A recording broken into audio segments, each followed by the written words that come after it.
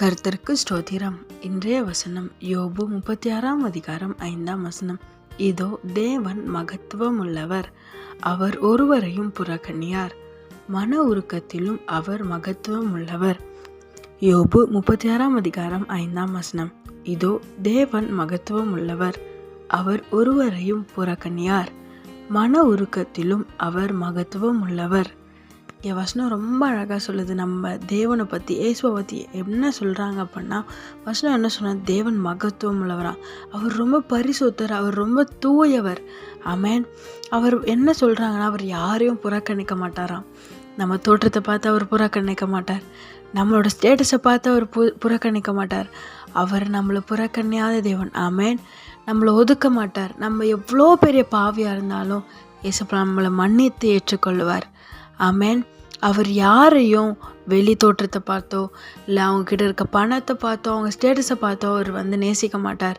அவருக்கு அதெல்லாம் முக்கியமே இல்லை. உங்கள் இருதயத்தை பார்த்து அவர் நேசிப்பார். உங்களை அவர் நேசிக்கிறார். உங்கள் இருதயம் எப்படி இருந்தாலும், நீங்கள் எப்படி இருந்தாலும் அவர் உங்களை நேசிக்கிறார். ஆமென். அவர் மன உருக்கத்தில் மகத்துவமானவரா. அவருக்கு இரக்கத்திற்கு அளவே இல்லை.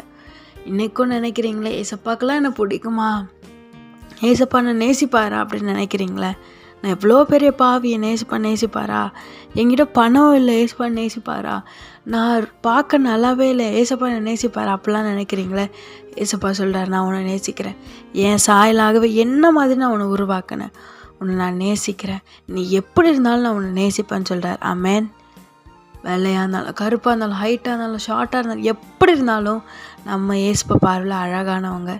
ஏசப்பா போல் நம்ம, ஏசப்பா உருவம் போல் நம்ம உருவம். அதை நினைங்க. ஏசப்பா உங்களை நேசிக்கிறார். உங்களை எதை குறித்தோ புறக்கணிக்க மாட்டார். உங்களை அவர் நேசிக்கிறார். உங்கள் பாவத்தெல்லாம் அறிக்கை செய்து விட்டுடுங்க.